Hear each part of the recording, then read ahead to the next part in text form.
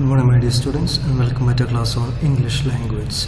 I hope you are following the topic transformation of sentences. We are dealing with the topic how to convert an affirmative into negative sentence.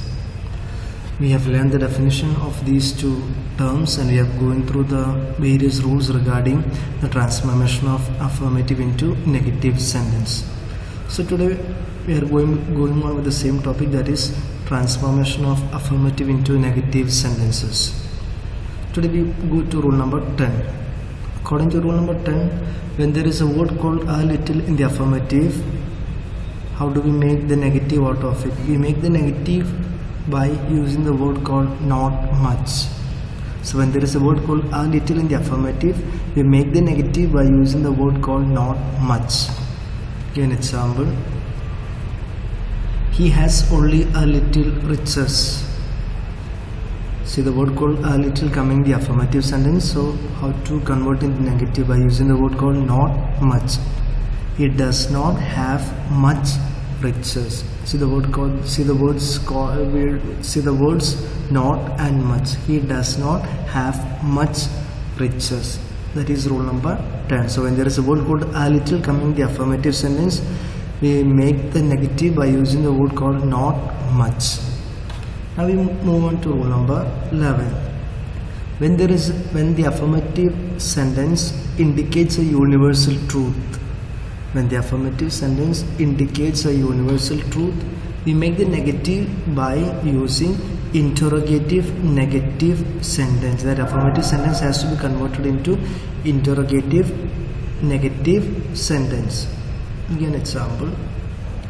Knowledge is power. That is a universal truth. Knowledge is power. So how do we make the negative out of it? By using interrogative negative sentence. So here comes first interrogative structure.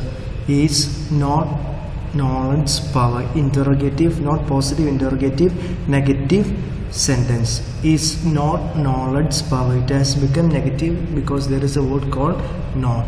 So that's what you mean by when there is the universal truth indicated by the affirmative sentence, it has to be changed into interrogative negative sentence. Now come to rule number 12. When there is a word called many in the affirmative sentence, we convert into negative by using the word called not a few. When there is a word called many in the affirmative, we use the word called not a few in the negative sentence. Give an example. I have many dolls. So there is a word called many coming in the affirmative sentence.